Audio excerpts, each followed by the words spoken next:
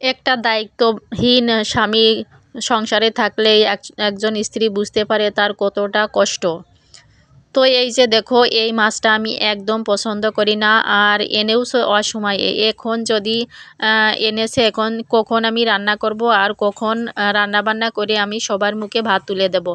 তোমরা একটু কমেন্ট করে বলো বন্ধুরা, এই দায়িত্বহীন স্বামীদের নিয়ে একদম সংসারে ঝামেলা হয়ে যায়, থাকাই যায় না। তবুও মেয়েদের জীবনটাই এমন, যা বয়ে যাক না কেন তার কষ্টটা সহ্য করে সংসারে থাকতে হয়। সংসারই তার সব কিছু, ভালো আছে মন্দ আছে, সব কিছু নিয়েই সংসারটা। তো যাই হোক বন্ধুরা, এই যে আমি দুপুরে রান্নাবান্নার জন্য কুটে নিয়েছি। আজকে হালকা পাতলা খাবো, যেহেতু গতকালকে বিরিয়ানি খেয়েছি, সেজন্য। তো প্রথমে এই যে আমি যে মাছগুলো এনেছিলাম সেগুলো কুটিয়ে বাছে রান্নাবান্না করলাম। তো রান্নাবান্না করার পর স্বামী যথা সময়ে চলে এসেছে। রান্না হোক না হোক, সে দুপুরে মানে 2-3টের আগেই চলে আসে খেতে। তো কয়েকদিন যাবৎ বলছিল যে শরীরটা কেমন যেন একটু নার্ভাস নার্ভাস, তো সেজন্য ডিম দিয়েছিলাম।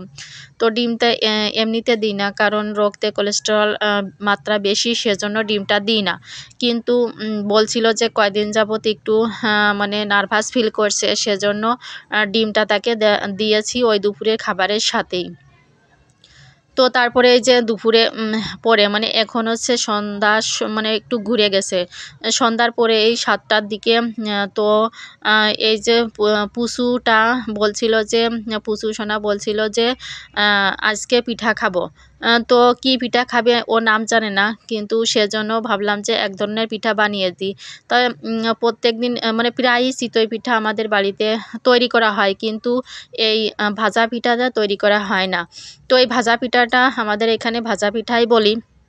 তোমরা কি বলো কমেন্ট করে জানাবে। তো ভাজা পিঠা ভাজতে ভাজতে মাথার ভিতর উদয় হলো যে একটু এর ভিতর ডিম দিয়ে চিতই পিঠের ছাঁচে এক ধরনের পিঠা বানাই, দেখি কেমন হয়। তো ভাবতে ভাবতে আমার মাথায় না কিলবিল করে, যে কোনো কাজ মানে কিলবিল করে, এক কাজ করতে গেলে মনে হয় যে আর একটা কাজ করে বসি।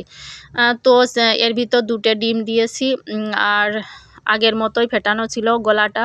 তো এই যে চিতই পিঠের ছাঁচের ভিতরে তেল দিয়ে দিয়েছি। তো তেলের ভিতরে এই ব্যাটারটা আমি দিয়ে দিয়েছি।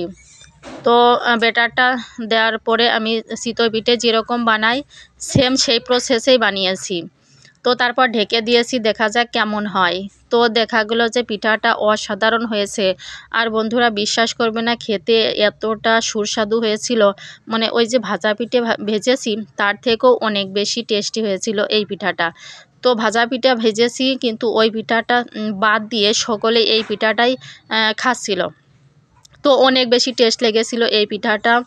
তো আমার কাছেও ভালোই লাগছিল এই পিঠাটা। কিন্তু এই পিঠাটার কি নাম দেব বন্ধুরা একটু কমেন্ট করে জানাবে।